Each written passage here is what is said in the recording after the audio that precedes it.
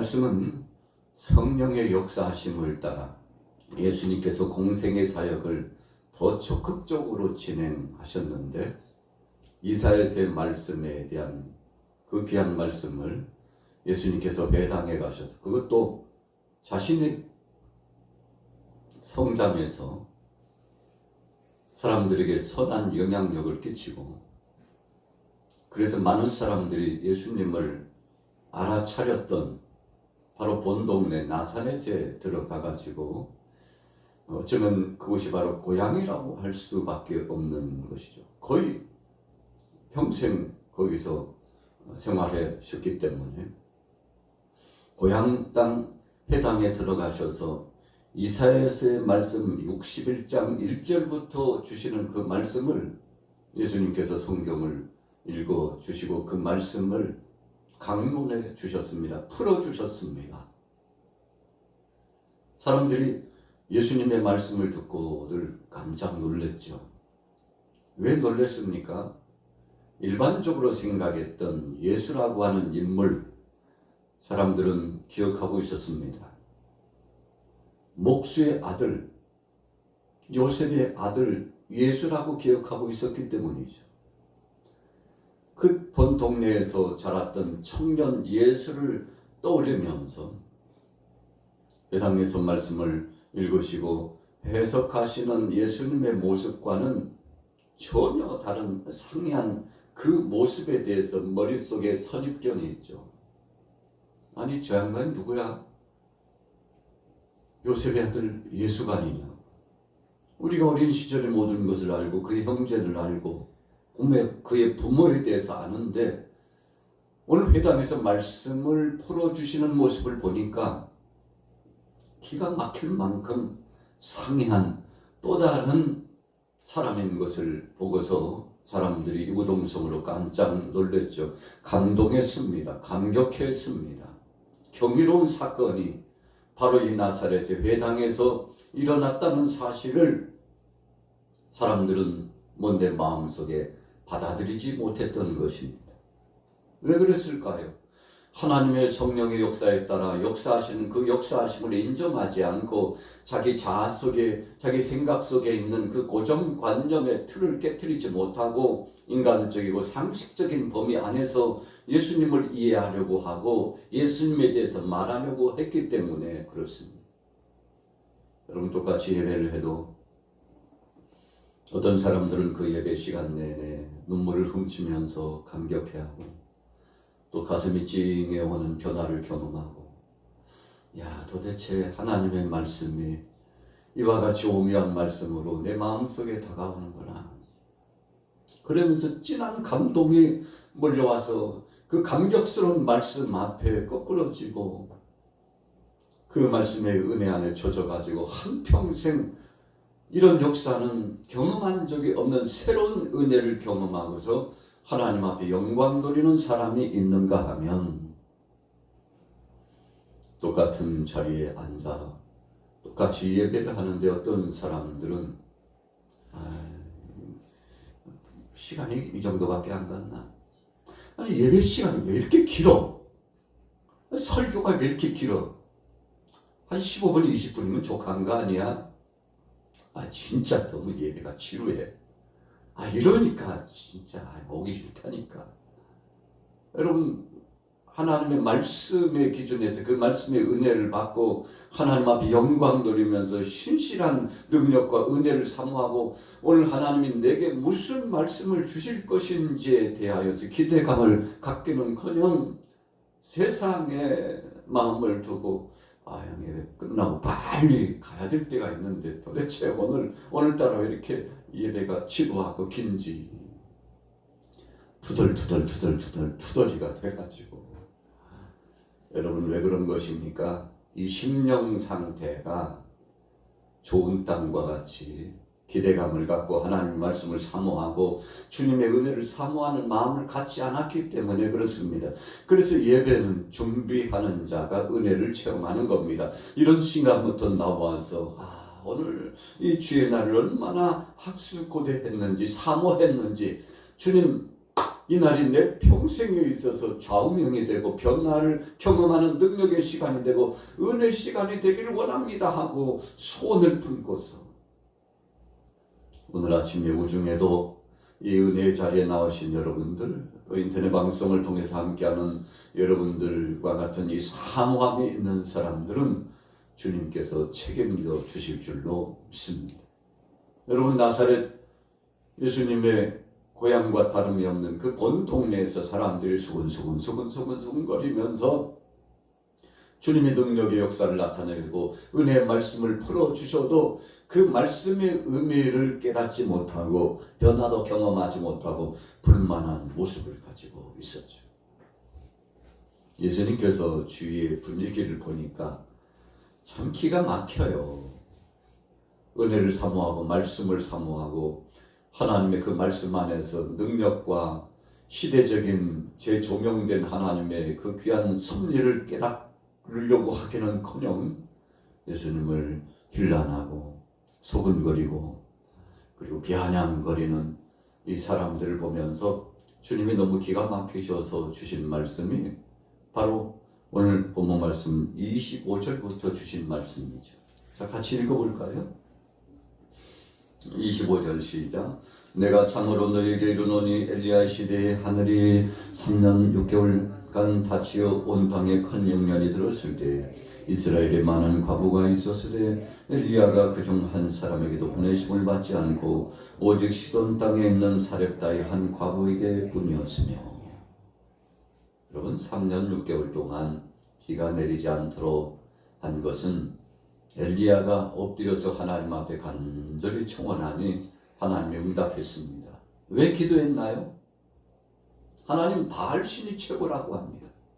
아세라 목상이 최고라고 합니다.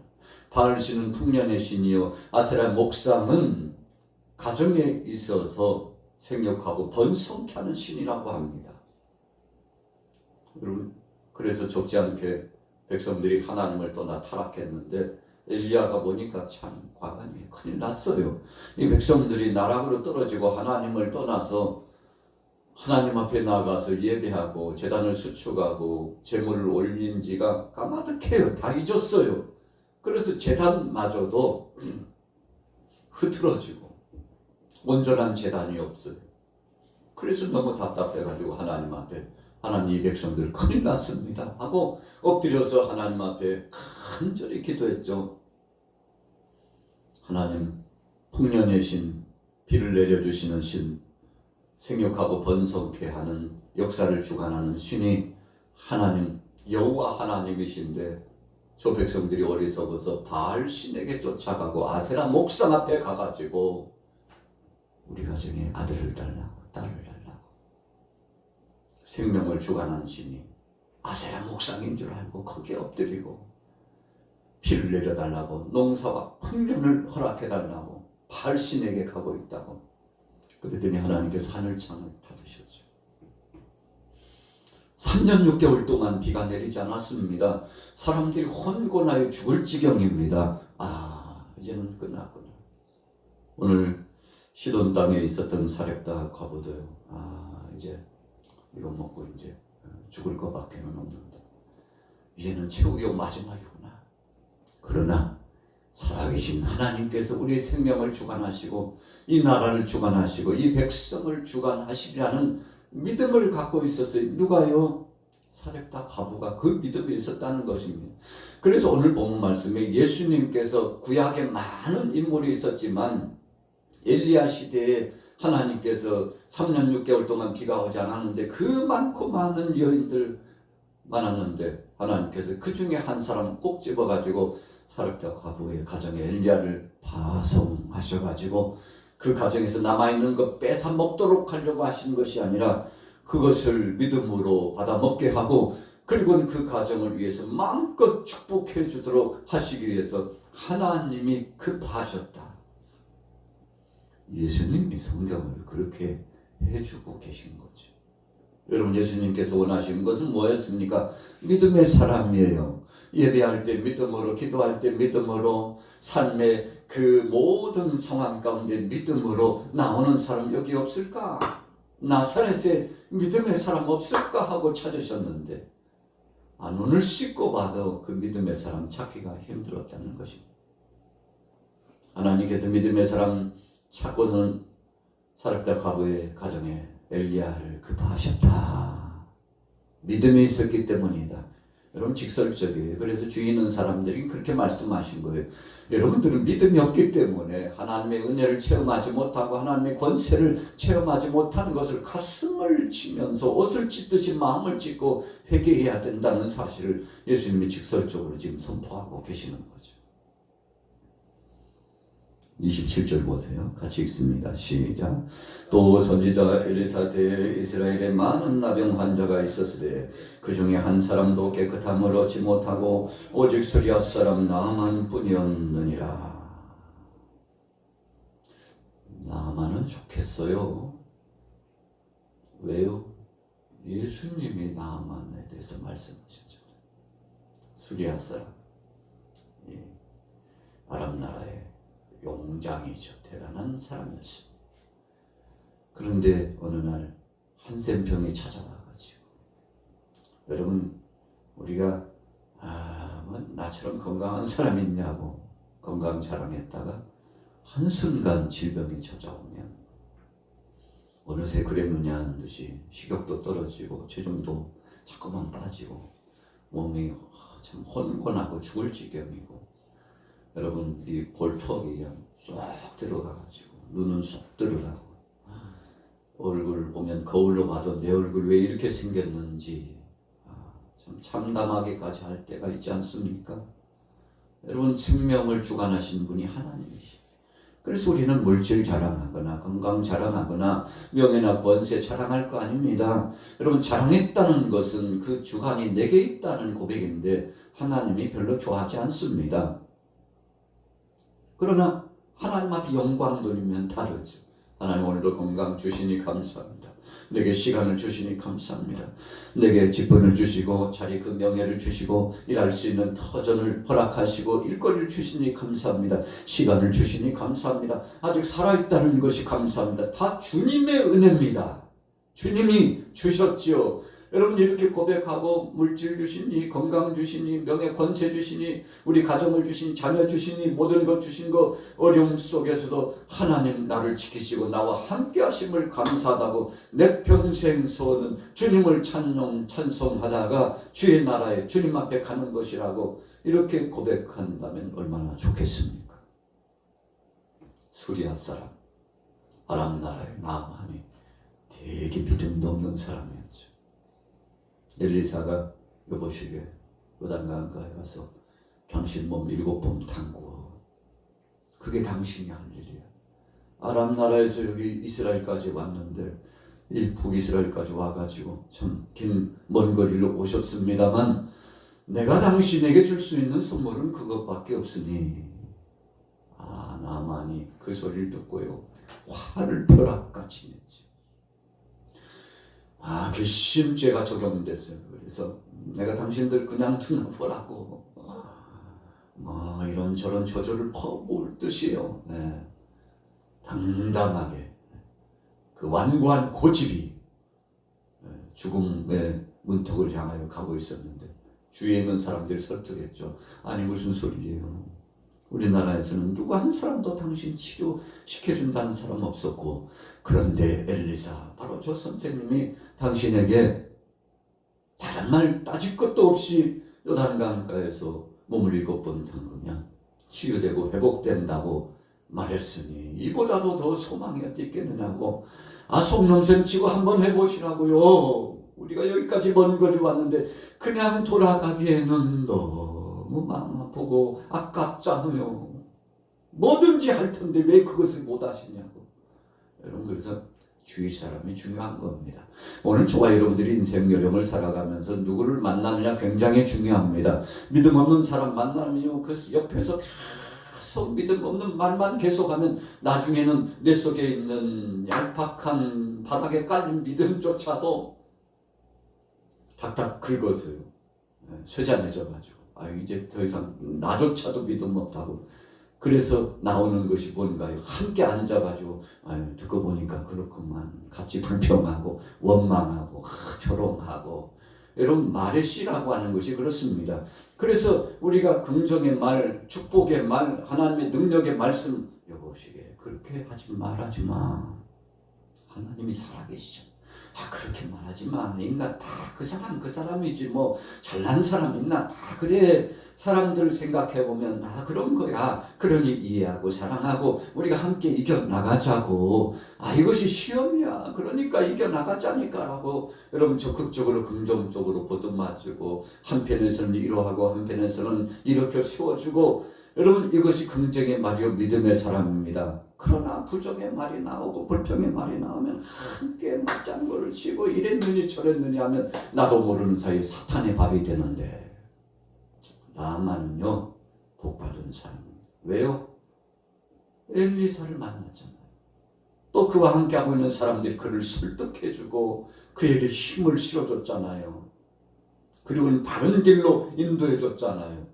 여러분 진짜 친구는 바로 그런 겁니다. 어떤 때는 강력하게 책망을 해서라도 바른 길로 제시해줘야 합니다. 그래서 진리가 아니라고 생각하면 그것은 정도의 길이 아니라고, 그것은 공동체를 회방하는 것이라고, 그것은 하나님의 영광을 가리는 것이라고, 그것은 하나님이 기뻐하시지 않는다고 정말 진솔한 말씀을 가지고 강력하게 꾸짖어 줘야 됩니다. 그렇지 않으면 죽음의 길로, 사망의 길로, 심판의 길로, 나락으로 떨어지는 것입니다. 여러분 오늘 본 말씀에 오직 수리아 사람 나만 뿐이었다. 또 26절에 오직 시돈 땅에 있는 사렙다 한 과부에게 뿐이었다. 오늘 저와 여러분들이 오늘 이 목요일 아침에 오직에 해당되는 사렙다 과부와 이 나만과 같이 믿음의 사람, 결단하는 사람, 처음에는 안 좋은 것 같았고 흔들리는 것 같았으나 전국적으로 주님 앞에 하나님 앞에 돌아왔던 이 두 인물처럼 오늘 여러분들이 그런 인물이 됐으면 좋겠습니다. 그래서 예수님은 오늘 나사렛 고향 땅에서 좀 그런 사람이 있기를 기대했습니다. 얼마나 마음에 기대감이 있겠습니까? 33년 동안 동고동락했던 그 사람들에게 마음껏 축복해 주고 싶었죠. 복을 내려주고 싶었습니다. 명약의 말씀, 은혜의 말씀 다른 데 말고 우리 고향에 가가지고 본 동네에서 사랑하는 사람들에게 귀한 말씀을 전해주고 싶은 그 충동 얼마나 큰 사랑 가지고 갔나요? 그러나 배반했습니다. 어떻게 배반했나요? 오늘 본문 말씀해 보세요. 29절 같이 읽어봅니다. 29절 시작. 일어나 동네 밖으로 쫓아내어 그 동네가 건설된 산 낭떠러지까지 끌고 가서 밀쳐 넘어뜨리고자 하되. 누구를요? 나사렛 동네 사람들이 예수님을 얼마나 예수님 박대했는지 몰라요. 무슨 말을 하는 거야? 우리를 향하여 지금 저주하는 거야? 뭐야? 우리 믿음 없다고 지금 빈정대는 거 아니야? 하고요. 예수님을 욕보이고 희롱하고 저런 인간은 여기 있을 자격도 없다고 예수님을 학대하고 조롱하고 낭떠러지를 밀쳐가지고 떨어져 죽으라는 거죠. 그냥 내버려둬서는 안 된다고 동네 사람들이 합작해가지고 예수님을 조롱하고 힐난했는데 참 예수님 얼마나 마음 아프셨을까요? 그러나 주님께서 스스로 발의 먼지를 털어버리시고 바로 그 나사렛 땅을 지나서 다른 지역으로 가셨던 것임을 우리는 기억합니다. 여러분 우리가 하루에도 여러 번 요한계시록의 말씀처럼 성령께서 우리의 마음을 이렇게 놓고 하십니다. 왜 놓고 하십니까? 하나님의 말씀을 받고 하나님 뜻대로 살라는 거예요. 여러분 그래서 말씀 없는 인생은요 변화가 없습니다. 그냥 그대로 어제도 그대로 오늘도 그대로 자신이 얼마나 하나님 앞에 죄인인 줄도 모르고 깨닫지 못하고 반성도 회복도 없이 나가는데 그러나 신실한 믿음의 사람들은 어제 회개했지만 오늘 또 회개해요. 당신 뭐 도대체 그렇게 회개할 것이 많이 있느냐고. 천만에요. 여러분 10,000,000번, 10,000,000번 회개해도 우리는 또 회개할 것이 있는 인생입니다. 그래서 신앙인의 꽃은 회개의 시간입니다. 오늘 아침에 나오신 여러분들에게 이런 은혜, 어떤 은혜요? 믿음의 사람, 사랑당하고 또 나만에게 하나님이 임하셨던 그 능력, 치유와 회복이 임하시고 가정의 공공한 역사를 바꾸셔가지고 그 기근의 때에도요 양식이 떨어지지 않는 복을 누렸는데 생명의 주권은 하나님께 있습니다. 여러분 세상에 경제가 왜 이렇게 어려운지 몰라. 이게 문제가 아니에요. 중요한 것은 바로 오늘 저와 여러분들이 어떤 믿음을 갖고 살아나느냐가 중요한 것입니다. 똑같은 하늘 아래 살아가도 오늘 여러분들은 믿음으로 승리하게 되시기를, 그래서 주님을 기쁘시게 하기를 예수님의 이름으로 축원합니다.